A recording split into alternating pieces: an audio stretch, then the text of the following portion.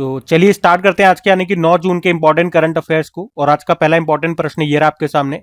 एक बुक है, हाल ही में लॉन्च ये बुक, जिसका नाम है द सेकंड ऑर्बिट। इसको किसने लिखा है, लेखक कौन है? तो आंसर होगा शुभांशु शुक्ला। आप जानते हो हमारे अंतरिक्ष यात्री हैं शुभांशु शुक्ला, और उनका ही ये एक संस्मरण है, मेमोयर है, जिसका नाम है द सेकंड ऑर्बिट। मेमोयर का मतलब क्या होता है, संस्मरण का मतलब क्या होता है? इन्होंने अपने जीवन के बारे में लिखा। मतलब ये बुक उनके अंतरिक्ष यात्री बनने से लेकर अंतरिक्ष यात्रा तक की प्रेरणादायक और वास्तविक कहानी बताती है, और युवाओं को प्रेरित करने के लिए उन्होंने ये किताब लिखी। इनके बारे में आप जानते हो, इंटरनेशनल स्पेस स्टेशन में जाने वाले पहले भारतीय बने थे शुभांशु शुक्ला। एक्सियोम 4 मिशन के तहत ये अंतरिक्ष में गए थे, इंटरनेशनल स्पेस स्टेशन में। और फिर अभी हमने पढ़ा था इसी साल 26 जनवरी 2026 को देश का सर्वोच्च शांतिकालीन वीरता पुरस्कार, जिसे कहते हैं अशोक चक्र, उससे भी इनको सम्मानित किया गया था। ठीक है, तो इनकी ये बुक है, तो बड़ी इंपॉर्टेंट बुक रहेगी आने वाले एग्जाम्स की। वैसे 2026 में और जो भी बुक्स एंड ऑथर वाले प्रश्न है वो मैं आपको रिवाइज कराता हूँ। एक बुक हमने पढ़ी थी, history that India ignored, Prem Prakash ने लिखा। अटल जी के ऊपर बुक आई थी, Atal Bihari Vajpayee the eternal statements, Vijay Goyal ने लिखा। द सेज बुर री इमेजिन हिंदुइज्म को लिखा डॉक्टर शशि थरूर ने। महात्मा अ ग्रेट कम्युनिकेटर को लिखा धीरज काकड़िया ने। 4 स्टार ऑफ डेस्टिनी को मनोज मुकुंद नरवणे जी ने। रिक्लेमिंग इनक्रेडिबल को नवीन कुंडू ने। आकाश ये पुस्तक है, इसको लिखा जी चंद्रमौली ने। करुणा द पावर ऑफ कंपेशन को कैलाश सत्यार्थी ने, और इनकी ऑटोबायोग्राफी है दिया सलाई। टाइड्स ऑफ टाइम को सुधा मूर्ति ने। सब पर राम तपस्वी राजा Ashutosh Agnihotri. We the people of India TM. Krishna. A road well travel को आर.के. राघवन ने लिखा। उसके अलावा the curious and the classified को मनोज मुकुंद नरवणे जी ने ही लिखा है। और वाई द कॉन्स्टिट्यूशन मैटर हमारे पूर्व सीजीआई डी.वाई. चंद्रचूड़ ने। The bench the bar the bizarre and the lawful and the awful को तुषार मेहता ने लिखा, जो कि हमारे सॉलिसिटर जनरल है। अपनापन इस बुक को लिखा हमारे कृषि मंत्री शिवराज सिंह चौहान ने। All time favourite friendship stories को रस्किन बॉन्ड ने लिखा। बेटर नेवर स्टॉप्स को श्याम श्रीनिवासन ने। The library man of India को पीपी सत्यन ने लिखा है। ये बुक किन के ऊपर लिखी गई है? पीएन पणिकर के ऊपर लिखी गई है, और याद रखना इन्हीं को लाइब्रेरी मैन ऑफ इंडिया कहा जाता है। और एक उपन्यास नॉवेल आया था बाजार, इसको लिखा निरंजन देव शर्मा ने। India's first Olympic gold hockey triumph at Amsterdam को लिखा के अरुमुगम ने। व्हेन ऑडिट मैटर्स को लिखा विनोद रॉय ने। और एक और ये याद रखना बुक है ताइवान ट्रेवलॉग, क्योंकि इसने अभी 2026 का इंटरनेशनल बुकर पुरस्कार जीता। इसको लिखा तो है ताइवानी लेखक यांग शुआंगजी ने, और इसका अंग्रेजी में अनुवाद किया था लिन किंग ने। ठीक है, तो इस साल की सारी बुक्स मैंने आपको रिवाइज करा दी, ध्यान में रखना। अगला प्रश्न देखते हैं। फिर अगले में पूछ रहे हैं, हाल ही में आयुष्मान भारत प्रधानमंत्री जन आरोग्य योजना लागू करने वाला 36वां राज्य कौन सा बन गया है? तो सही उत्तर होगा पश्चिम बंगाल। पश्चिम बंगाल ये अभी तक बच रहा था, क्योंकि वहां पे दीदी की सरकार थी, लेकिन अब बीजेपी सरकार आ गई है, तो उन्होंने मतलब बीजेपी सरकार अब जो भी योजना यहाँ पे लागू नहीं हो रही थी ना, जो भी काम नहीं हो रहे थे, वो सब चीजें यहाँ पे होने लगेंगी। तो इसका उत्तर हो जाएगा पश्चिम बंगाल। तो पश्चिम बंगाल याद रखेंगे, अब आयुष्मान भारत प्रधानमंत्री जन आरोग्य योजना को लागू करने वाला देश का 36वां राज्य बन गया है। देखो आप पूछोगे 36वां तो राज्य है ही नहीं, ठीक है, तो हम जो कहते हैं भाई 28 राज्य हैं, 8 यूनियन टेरिटरीज हैं, ठीक है, तो सबको मिलाकर के जो अंतिम जो राज्य बचा है, ठीक है, तो उसमें यूटी भी जुड़ गए, स्टेट्स भी जुड़ गए, तो उनको जोड़ करके बोल रहे 36वां। ठीक है, आयुष्मान भारत प्रधानमंत्री जन आरोग्य योजना की हम बात कर लें। इसकी शुरुआत हुई थी 23 सितंबर 2018 को, मोदी जी ने ही इसको लॉन्च किया था झारखंड के रांची से। इसमें क्या होता है, जो भी पात्र परिवार होते हैं उनको हर साल 5 लाख रुपए का मुफ्त स्वास्थ्य बीमा दिया जाता है, सहायता दी जाती है 5 लाख रुपए की, और इस तरह से ये दुनिया की सबसे बड़ी स्वास्थ्य बीमा योजना है। एक पॉइंट और याद रखना, इसमें 70+ आयु वर्ग के सभी वरिष्ठ नागरिकों को इस योजना का लाभ मिलता है, चाहे वो आर्थिक रूप से सक्षम हो या न हो। ठीक है, सबको मिलेगा जिनकी एज 70+ है।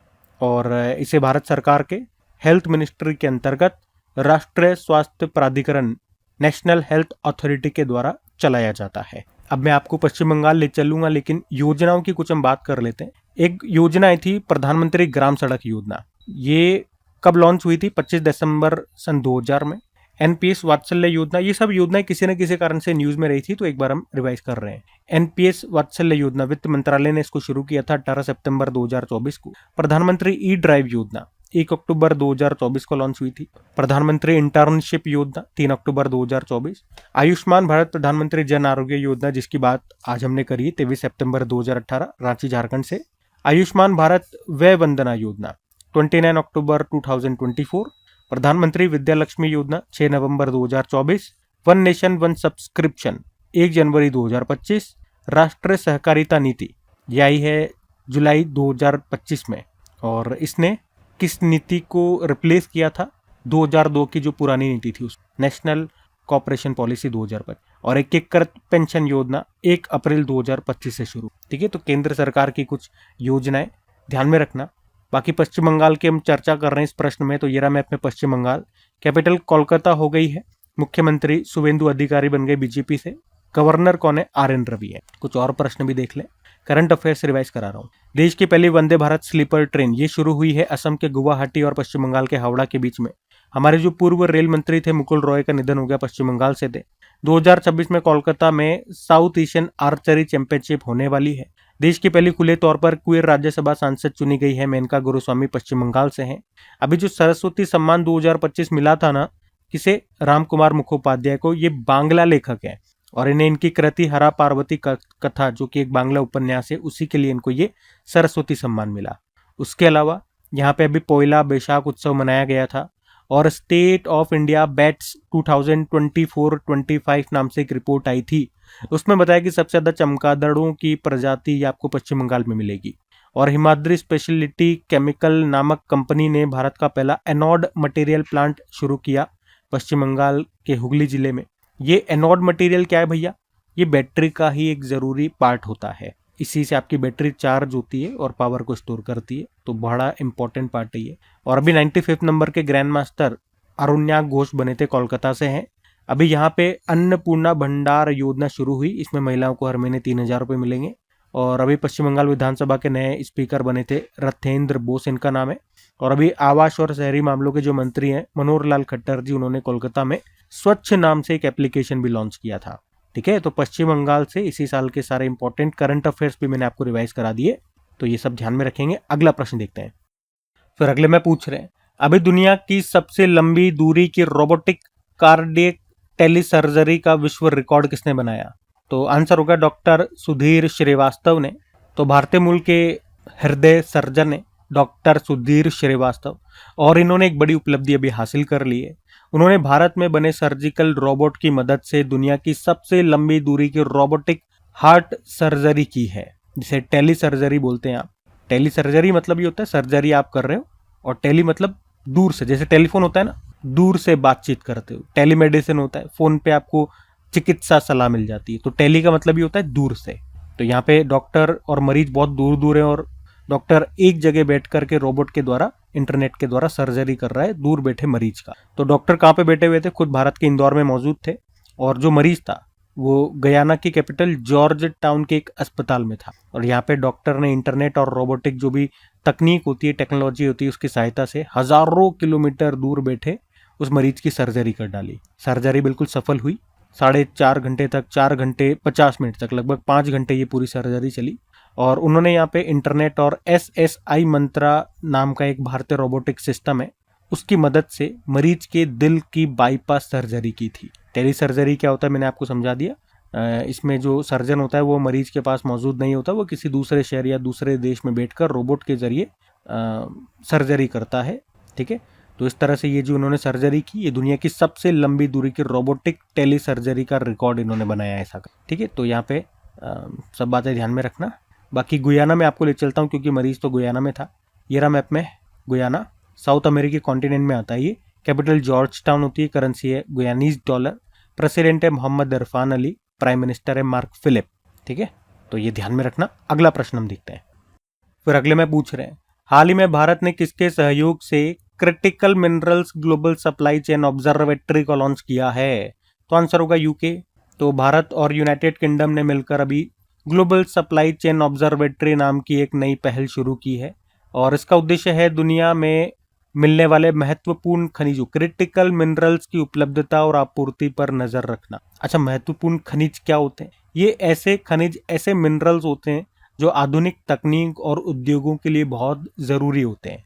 जैसे लिथियम, कोबाल्ट, निकल, जो भी रेयर अर्थ एलिमेंट है वो। और इनका उपयोग होता है इलेक्ट्रिक व्हीकल्स में, बैटरीज बनाने में, सोलर पैनल्स बनाने में, विंड एनर्जी में, मोबाइल कंप्यूटर और जितनी भी उन्नत तकनीकें होते हैं उनमें इनका इस्तेमाल होता है। इन महत्वपूर्ण खनिजों का जो भी मैंने आपको ऊपर बताया। तो ग्लोबल सप्लाई चेन ऑब्जर्वेटरी ये पहल अभी इन्होंने शुरू की। इसमें होगा क्या, तो आप कहोगे ये एक ऐसा प्लेटफॉर्म है जो जानकारी जुटाकर ये बताएगा कि किस खनिज की आपूर्ति में कमी आ सकती है, कौन से देशों पर ज़्यादा निर्भरता रहेगी, भविष्य में कौन से खनिजों की मांग बढ़ेगी, आपूर्ति श्रृंखला चेन सप्लाई में क्या जोखिम है, नए अवसर कहाँ पर उपलब्ध होंगे। ये सारी जानकारी इससे संबंधित ये हमें देता रहेगा। ठीक है, तो भारत ने किसके साथ, यूके के साथ मिलकर के इस ग्लोबल सप्लाई चेन ऑब्जर्वेटरी नाम से एक नई पहल को शुरू किया है। क्या उद्देश्य है वो हमने देख लिया। ठीक है, तो यूके के साथ मिलकर उसको शुरू किया। तो ये रहा मैप में यूके, यूनाइटेड किंगडम। आप अगर यहाँ मैप में देखोगे ना, तो यूनाइटेड किंगडम में आप देखोगे टोटल 4 देश आते हैं। यहाँ देखो, नॉर्दर्न आयरलैंड, वेल्स, इंग्लैंड और स्कॉटलैंड। जबकि ग्रेट ब्रिटेन की अगर हम बात करते हैं तो 3 देश आते हैं, वेल्स, इंग्लैंड और स्कॉटलैंड। तो कैपिटल लंदन हो गई, ये करेंसी पौंड स्टर्लिंग, प्रधानमंत्री किर स्टारमर। अब आओ यहाँ से कुछ करंट अफेयर्स हम रिवाइज करते हैं। सुदर्शन पटनायक याद है आपको, उड़ीसा के प्रसिद्ध रेत कलाकार हैं भारत के। अभी इनको फ्रेड डॉरिंगटन पुरस्कार मिला था और ये पुरस्कार जीतने वाले वो पहले भारतीय बने थे, इंग्लैंड में दिया गया था। 2035 में जो फीफा वुमेन्स वर्ल्ड कप है उसको यूके होस्ट करेगा। कार्बन को समुद्र से अवशोषित करने वाला एक प्रोजेक्ट सी क्योर ये शुरू किया था इंग्लैंड ने ही। महिला क्रिकेट में ट्रांसजेंडरों पर बैन लगा दिया इंग्लैंड क्रिकेट बोर्ड ने।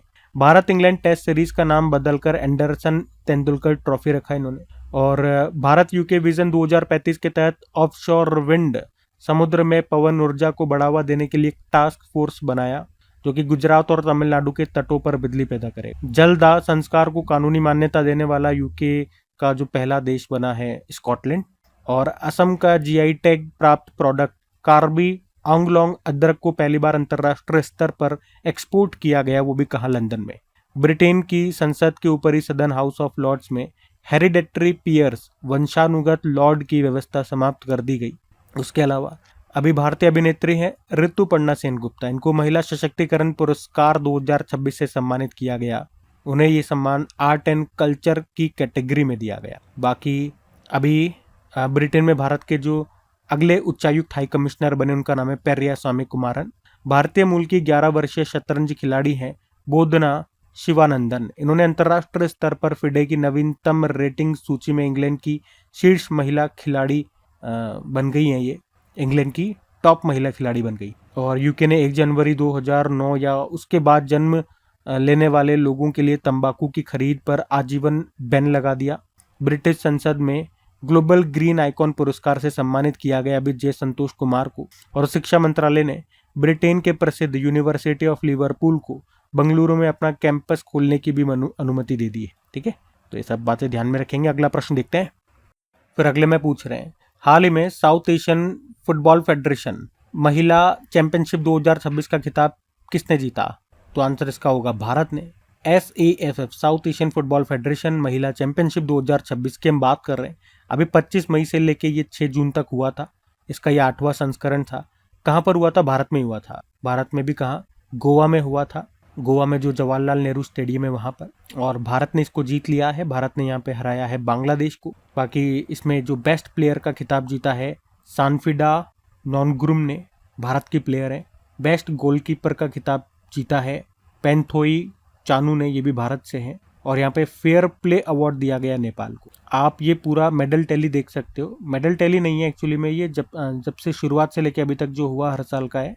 जैसे इसकी शुरुआत हुई थी 2010 में, ठीक है। सबसे पहले ये हुआ था बांग्लादेश में, उसको भारत ने जीता था, नेपाल को हराया था। आप देखोगे 8वां संस्करण हुआ अभी, 8 में से आप देख सकते हो 6 बार तो भारत ने ही जीता है भैया इसको, लगातार शुरुआत से लेके लगातार 2019 तक, यानी कि लगातार 5 एडिशन तो भारत ने जीते। फिर उसके बाद 2 बार बांग्लादेश ने इसको जीता और अब फिर से भारत ने इसको जीत लिया। और 2 बार भारत इसको होस्ट कर चुका है, एक तो चौथा एडिशन 2016 वाला और एक ये 8वां एडिशन 2026 वाला। भारत ने होस्ट किया, भारत ने जीत लिया। और इस बार उप विजेता कौन है? बांग्लादेश। ठीक है, फुटबॉल की बात चल रही है। फुटबॉल को वर्ल्ड वाइड होस्ट करने वाली या रेगुलेट करने वाली जो बॉडी है, रेगुलेट करने वाली बॉडी फीफा होती है। तो इसकी स्थापना होती है 21 मई 1904 में, हेडक्वार्टर ज्यूरिख स्विट्जरलैंड। प्रेसिडेंट है ज्ञानी इन्फेंटो और विश्व फुटबॉल दिवस 25 मई को मनाया जाता है। पहले फीफा शांति पुरस्कार से सम्मानित किया गया अमेरिकी राष्ट्रपति डोनाल्ड ट्रंप को। Roberts cup, Santosh trophy, Subroto cup, Durand cup, Ashutosh cup, Merdeka cup, Nehru cup, इन सबको जीता, इन सबका संबंध है फुटबॉल से। एक ये भी ध्यान रखना कि फीफा वुमेन्स वर्ल्ड कप जो अभी होंगे, अगले साल होंगे, 2027 में 10वां एडिशन होगा, ब्राजील होस्ट करेगा। और फीफा मेंस वर्ल्ड कप ये इसी साल होंगे 2026 में, 23वां संस्करण होगा, 3 देशों में होंगे, कनाडा, मैक्सिको और अमेरिका। ठीक है, तो ये सब ध्यान में रखेंगे। अगला प्रश्न हम देखते हैं। फिर अगले में पूछ रहे हैं, हाल ही में मोनाको ग्रैंड प्रिक्स 2026 का विजेता कौन बना है? तो इसका सही उत्तर हो जाएगा किमी एंटोनेली। तो किमी एंटोनेली ने Monaco Grand Prix Formula 1 race को अभी जीत लिया है। वे इटली के फार्मूला 1 ड्राइवर है और मर्सिडीज कार को चलाते हैं, मतलब मर्सिडीज टीम के लिए रेस कर। और आप देखोगे इस सीजन की ये लगातार उनकी 5वीं जीत। आपको पूरा मैं बताता हूँ इस साल कौन कौन सी जो फार्मूला 1 रेसेस हुई वो कहाँ कहाँ पर हुई। देखो, सबसे पहले ऑस्ट्रेलियन फार्मूला 1 ग्रैंड प्री हुई थी, हम कवर कर चुके हैं उसे। जॉर्ज रसेल ने उसको जीता था, वो मर्सिडीज के ही ड्राइवर थे। उसके बाद चाइनीज हुई, जापानी फार्मूला 1 हुई, बहरीन फार्मूला 1 और सऊदी अरब फार्मूला 1 को कैंसिल कर दिया गया। मियामी फार्मूला 1 रेस हुई, कैनेडियन हुई और अभी मोनाको। ठीक है, तो ये कैंसिल वाले को अगर हम हटा देंगे तो लगातार दूसरे नंबर से लेके अभी तक की जो हुई है मोनाको वाली तक, उस सबको इन्होंने ही जीता है, एंटोनेली ने। ये हमने कहा इटली के फार्मूला 1 ड्राइवर हैं और मर्सिडीज के लिए ड्राइव करते। तो याद रखने में कोई दिक्कत भी नहीं रही होगी, सब आसान है, बस 2 ही नाम याद रखने। ऑस्ट्रेलियन वाला जो है फार्मूला 1 जो रेस है उसको जॉर्ज रसेल ने जीता, वो भी मर्सिडीज के, और बाकी ये एंटोनेली का नाम। अगला प्रश्न देखिए। फिर अगले में पूछ रहे हैं, अभी हाल ही में विश्व मस्तिष्क ट्यूमर दिवस 2026 कब मनाया गया, यानी कि वर्ल्ड ब्रेन ट्यूमर डे। तो आंसर हो जाएगा 8 जून को। तो हर साल वर्ल्ड ब्रेन ट्यूमर डे ये हम 8 जून को ही मनाते हैं। इस दिन को मनाने की शुरुआत सन 2000 में हो गई थी। अच्छा, इस बार की थीम क्या है? अ क्लोजर लुक, गहन विश्लेषण। और इस दिन को मनाने का उद्देश्य है लोगों को मस्तिष्क में होने वाले ट्यूमर के बारे में जागरूक करना, इसके लक्षणों की जानकारी देना ताकि बीमारी का समय पर पता चल सके और समय पर आप सही से इलाज शुरू कर सके। ब्रेन ट्यूमर क्या होता है? तो मस्तिष्क में असामान्य कोशिकाओं की जो गांठ होती है उसी को ब्रेन ट्यूमर कहते हैं। अच्छा, ब्रेन से एक और दिवस आपको देखने को मिलेगा, वर्ल्ड ब्रेन डे। वो 22 जुलाई को होता है। हमारे मस्तिष्क का सबसे बड़ा जो पार्ट है उसको कहते हैं सेरिब्रम। ठीक है, तो ये हमने देखा वर्ल्ड ब्रेन ट्यूमर डे, विश्व मस्तिष्क ट्यूमर दिवस 8 जून को। जून में और कौन कौन से दिवस हम मना चुके हैं एक बार रिवाइज कर लेते हैं। 1 जून को डे, 1 जून को ग्लोबल पेरेंट्स डे, 3 जून को वर्ल्ड बाइसिकल डे, 5 जून को वर्ल्ड एनवायरनमेंट डे, 7 जून को विश्व खाद्य सुरक्षा दिवस, वर्ल्ड फूड सेफ्टी डे, 8 जून को विश्व महासागर दिवस, और अब ये ब्रेन ट्यूमर डे, ये भी हम 8 जून को मना रहे हैं। ठीक है, तो अभी तक ये जून में इतने से दिवस हैं, बड़े आसानी से आपको याद रह जाएंगे। ठीक है, हम अगला प्रश्न देखते हैं। फिर अगले में पूछ रहे हैं, मावेन मिशन किस ग्रह से संबंधित है जिसे नासा ने अभी हाल ही में समाप्त कर दिया? तो आंसर होगा मंगल ग्रह। ऐसे याद रखो, म से मावेन, म से मंगल। तो क्या था ये मावेन मिशन? तो इसका फुल फॉर्म पहले तो देखो, Mars atmosphere and volatile evolution. ये नासा का ही एक अंतरिक्ष यान था मावेन, और इसे मंगल ग्रह के वातावरण यानी कि एटमॉस्फेयर का अध्ययन करने के लिए भेजा गया था। कब लॉन्च किया था इसे? ये नवंबर 2013 में इसको लॉन्च किया था, और ये सितंबर 2014 में मंगल ग्रह की कक्षा में प्रवेश किया, और तब से वहां पे ये काम कर रहा था। और काम क्या था? मंगल ग्रह के एटमॉस्फेयर का स्टडी करना, ये इसका काम था। लेकिन अभी हुआ क्या? अभी ये 6 दिसंबर 2025 की बात है, जब मावेन मंगल ग्रह के पीछे गया, मतलब उसका जब चक्कर लगा रहा था, और जब चक्कर लगा करके जब ये पीछे की साइड में गया, जैसा कि हर चक्कर में होता है, आगे आता है फिर पीछे आता है, लेकिन जब उसे दोबारा दिखाई देना था, मतलब पीछे से आगे आना था, तब से नासा को उससे कोई भी सिग्नल नहीं मिला। और दिसंबर से लेके अभी तक कई महीने हो गए, वैज्ञानिक उससे संपर्क करने की कोशिश कर रहे हैं, लेकिन सफलता नहीं मिली। तो अभी फाइनली जून में जाकर नासा ने घोषणा कर दी कि भैया अंतरिक्ष यान से हमारा संपर्क नहीं हो पा रहा है, तो अब हम उस मिशन को समाप्त करते हैं। बल्कि वो अभी वर्किंग में है, अभी मंगल ग्रह के वो चक्कर लगा रहा है, ऐसा नहीं है गिर गया है, चक्कर लगा रहा है, लेकिन हमारा कम्युनिकेशन उससे डेटा को आदान प्रदान नहीं कर पा रहे, तो फिर वो किस काम का है? ठीक है, हमें उससे डेटा मिल ही नहीं पा रहा है, तो कितना ही चक्कर लगाता रहे, इन्होंने तो कह दिया भैया 150 साल तक चक्कर लगाता रहेगा, वो लगाता रहे भले ही, लेकिन हमें वो डेटा नहीं दे पा रहा तो हमारे किस। तो इन्होंने कहा कि भैया वो मिशन अब समाप्त हो गया। अच्छा, ये संपर्क टूटा क्यों? तो वैज्ञानिकों का मानना है कि अंतरिक्ष यान अचानक से बहुत तेज घूमने लगा था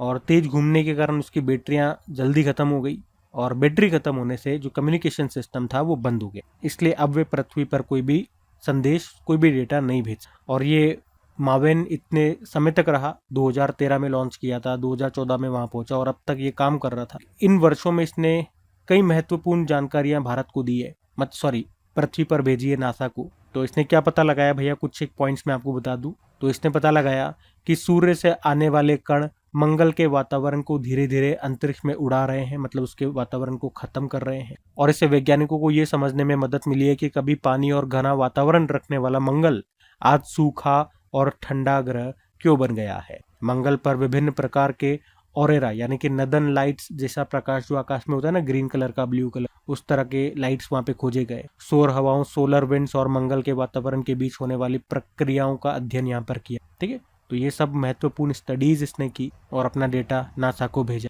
लेकिन अब ये डेटा नहीं भेज पाएगा, अब ये समाप्त हो चुका। ये घोषणा कर दी है नासा ने। नासा की बात करें, अमेरिका की स्पेस एजेंसी है, जैसे हमारी इसरो होती है, फुल फॉर्म होती है national aeronautics and space administration.